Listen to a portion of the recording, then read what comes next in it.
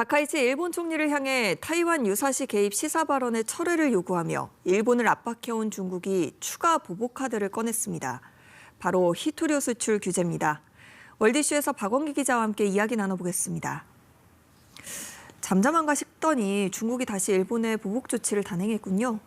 네, 중국이 그제와 어제 이틀 연속 일본을 몰아붙였습니다. 시작은 이중용도 물자에 대한 수출 통제였습니다.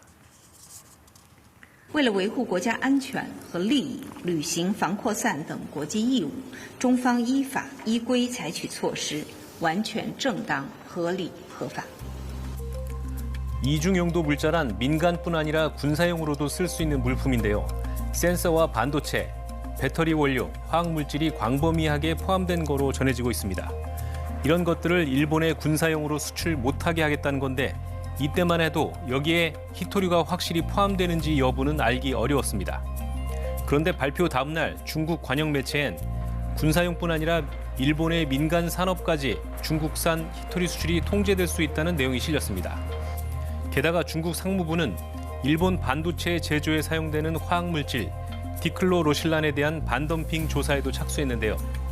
지난 5일 다카이치 총리가 중국과 관계를 개선하겠다고 밝힌 뒤 하루 이틀 사이에 일본의 급소를 가격하는 중국의 조치가 잇따라 나온 셈이 됐습니다. 일본이 허를 찔린 것 같은데 어떤 반응을 보였습니까? 네, 그동안 예상을 못한 건 아니지만 그래도 일본 정부는 당혹스러워하는 기색입니다. 중국 정부의 유감을 나타내며 당장 철회하라고 촉구했습니다. 我が国のみをターゲットにした今般の措置というものは国際的な慣行と大きく異なり決して許容できず極めて遺憾であります。 그러면서 수출 규제 범위가 정확히 어디까지이고 중국이 실제 심사에서 어떻게 나올 것인지 정확한 정보 파악에 주력하는 모습입니다. 일본의 중국 히토류 의존도는 2020년 58%까지 낮아졌다가 수요가 증가하면서 2024년 72%로 다시 높아졌습니다. 특히 전기차 모터의 필수인 중히토류는 사실상 중국에서 전량 수입하고 있는데요. 토요타, 혼다 등 유수의 자동차 회사가 즐비한 일본에선 히토류 공급이 불안정해지면 생산 감소로 이어지지 않을까 하는 우려마저 커지고 있습니다. 중국이 히토류 수출을 1년간 본격 규제할 경우 일본의 경제 손실이 약 2조 6천억 엔, 24조 원에 달할 것이라는 예측도 나왔습니다.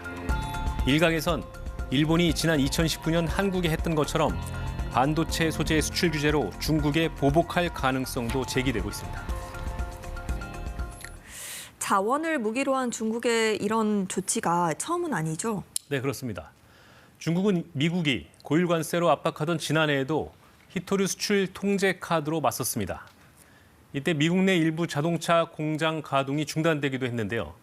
미중 정상은 지난해 10월 경주에서 만나 무역전쟁 휴전에 합의했고 히토류 통제도 풀렸습니다.